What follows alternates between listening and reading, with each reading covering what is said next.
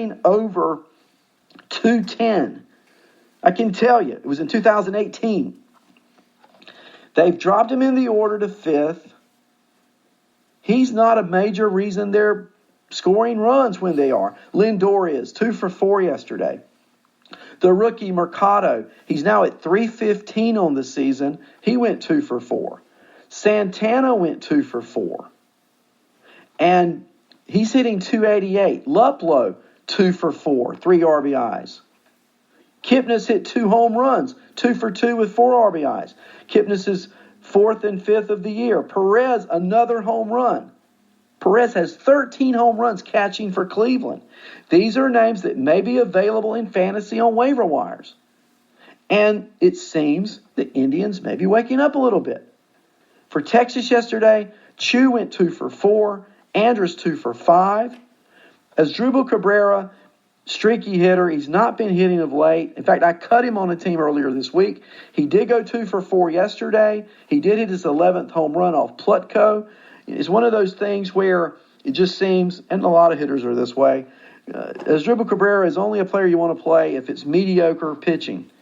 Be careful of Asdrubal Cabrera. He's down in the order. I like most Texas bats, but that's not one of them right now that I'm liking for fantasy. In Chicago yesterday, on the north side, the Cubs entertaining the White Sox. Lester and Giolito. The Cubs, yes, the Cubs beat Giolito yesterday. Superman, who seemed invincible. Giolito, 4 1/3, 6 earned runs, 9 strikeouts. But he did give up 6 earned runs to the Cub lineup. And there was hitting galore yesterday in Chicago. Schwarber goes 2 for 5 out of the leadoff spot. And then there's Wilson Contreras, who the catcher that can hit and can hit balls out of the ballpark.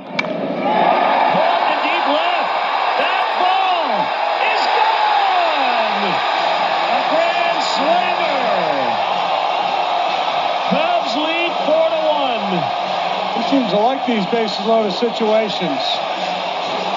And he is relishing this moment, man. He's pointing to everybody in the ballpark. Third time that Contreras has gone deep with the bases loaded.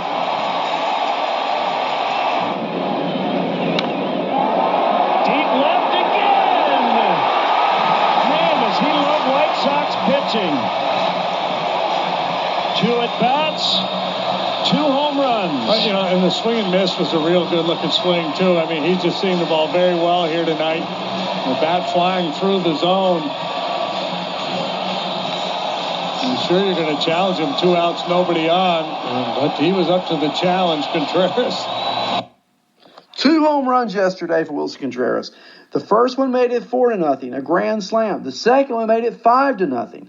All the runs the Cubs would need. Contreras 2 for 3 with those 5 RBIs. He's now hitting 293 on the average on the season. 293. What a great comeback year for Contreras. Hayward 1 for 4. Bote 1 for 3. As I said, Schwarber hit 2 doubles yesterday. He now has 10 doubles on the year. Almora doubled off Giolito. The home run for Bote was his 9th off Giolito. Not a good day for Giolito yesterday, but a great day for the Cubs. As they continue to win, they've improved to 40-33 on the year. In Minnesota, the Red Sox are in town. Yeah, the Boston Red Sox. And, oh, by the way, Tampa, Boston's sneaking up on you in the standings. And how did they do yesterday? Well, they won 9-4, beating the Twins again. And for Boston, Mookie Betts at the top of the order. They finally made the move back at the start of the year. Betts batting second. He didn't hit well. Since returning to that leadoff spot, he's been hitting very well. 2 for 5 yesterday. Benintendi 1 for 4. Devers 2 for 3. Now Devers, let me talk about him just a moment. I don't think it's very serious. Devers got a hit, first base, on the way to first base. Something wasn't quite right with his leg. He stayed in the game. He went from first to third, the next batter up. After getting to third base, he walked off the field on his own. Red Sox are off today. Nunez comes in to play third base for the rest of the game. But I don't, from what I've been reading, I don't think this will be a long-term situation for Devers being out. He has been a primary reason why the Red Sox have come back in the standings like they are. Devers is now hitting .307 on the year. Bogarts raises his average to 300 yesterday. Way to go, Xander. 1 for 3 with an RBI. Betts tripled. Bogarts doubled. Nunez came in for Devers, hit 2 doubles after coming in the game. Yeah. I mean, it's just like the Red Sox, they hit when they need to. And Michael Chavez, who I had written off for dead a few weeks ago, goes 2 for 5 with 2 RBIs yesterday. Erod, 7 innings, 4 earned, 9 strikeouts. A great outing for Erod. He improves to 8 wins and 4 losses on the year. And for the Twins, yeah, they hit some. Okay. Kepler went 1 for 5. Astudillo, coming off of the IL, went 3 for 4 with his 3rd home run. Kepler had his 19th home run. Cron went 1 for 5. Nelly Cruz 1 for 4. Eddie Rosario 2 for 4. Some good hitting there, but pitching-wise, not a good night for Kyle Gibson. He loses the game. He's 7-4 now. He went 4 1/3 innings, 7 hits, 6 earned, 3 strikeouts. Keep your eye on Erod. I like Eduardo Rodriguez for Boston. He's got plenty of good stuff. He's on a team that scores runs. Boston, I think, is going to crank it up. Boston, I still think they're a playoff team this year. Not off to a good start, but they're playing good ball now. And I look for Boston to be in the playoffs. I look for these pitchers, whether it be Porcello or Eduardo Rodriguez. Those are pitchers you probably want to add in fantasy if you are short of pitching. They're going to get some wins, and they're going to get better. They are good pitchers. They've just had bad starts. Look for those 2 guys. In St. Louis, Miami and the Cardinals. Well, they decided they wanted to play a little extra last night. So they play 11 innings. And how about Goldie? Goldie has been cold. He's hitting like 150 in June. Okay? But in the bottom of the 11th, Paul Goldschmidt, he comes up to bat. And, well, it was a good night to be Paul Goldschmidt in the 11th inning. Goldschmidt with a drive, and let's go home. Get into Big Mac land. He launched it. It's over. 2-1 Cardinals. That one he kept fair. We're out of here. We're out of here. No, we're not, but the Cardinal fans were. I tell you what, Goldschmidt, he has not had a great year. If there are a few first basemen that I really like, I'll pick one in both leagues, okay? I love Goldschmidt. He can be obtained in your fantasy league, really. And if he is available or he's on a team where you're not dealing with a Cardinals fan, you may can trade and get him right now. This home run last night may be exactly what Goldschmidt needs to get things kick-started and to get going for the rest of the season. He's, batting 2nd or 3rd in the order, and just great power, big trade acquisition in the offseason. He had to get acclimated to the new surroundings, I'm sure. But let's look at what he's done. He's 256 on the season, okay? Now, before yesterday, in his last 6 games, he was 050. 050. You heard me right. He was 179, as I said, for June. But he homers yesterday. Even though he's had this horrendous June, he's at 256 on the year, 43 runs scored, 14 home runs, and 30 RBIs. He's one of the first basemen. If you can buy low, he's one of them. You need to go buy him. I'll tell you another kid I like at first base. I'm wandering a little bit, but bear with me a minute. And that's Matt Olson for Oakland. He had the hamate injury, missed a month, even though he missed about 6 weeks, really. Okay? He has 11 home runs on the season. And since June the 5th, Olson is batting .345. That's 10 for 29, 4 homers, 9 RBIs. Now, he went 0 for 5 yesterday. He's going to have those kind of games. He's that kind of player. But he's also going to give you a lot of power. So if I am looking at first baseman to buy on the cheap, 1, Paul Goldschmidt, and 2, Matt Olson. Again, the final score in St. Louis in 11 innings, the Cardinals 2 and the Miami Marlins won. The final game I want to talk about from last night before I get into the standings. Boy, the time is flying here. Colorado was in Arizona. John Gray against Greinke. The Arizona Diamondbacks play very well at home. Greinke's been pitching great lately, but not last night. The Rockies beat the Diamondbacks 6-4 in the desert. For the Rockies, David Dahl goes 2 for 4. Arenado 2 for 4. Dahl's hitting .338 on the year. I don't know about Dahl. I don't know about his availability. I'm sure he's owned. But you may have owners who are a little weary of Dahl.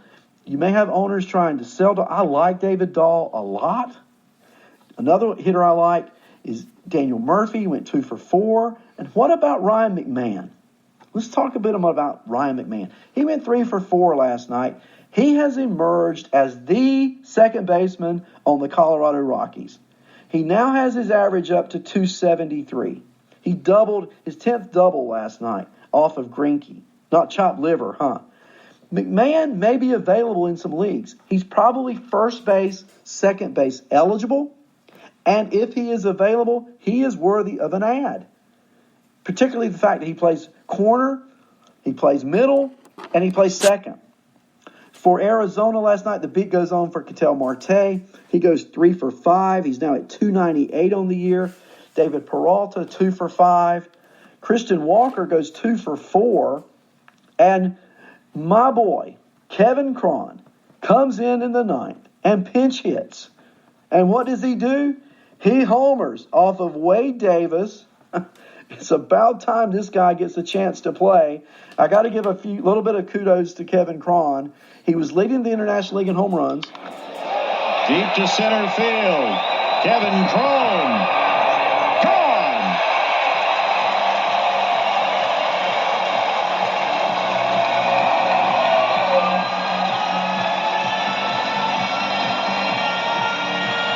And as I said, he was leading the International League in home runs. When he plays, he hits, and he mashes. And again, to see this guy, he is a massive humanity. I don't know where they can play him. I was hoping they could move him to third or first and let him get some at-bats in. When he does play, he's worthy of an ad. Let's look at the standings. The Yankees, with that sweep, they've won 5 in a row.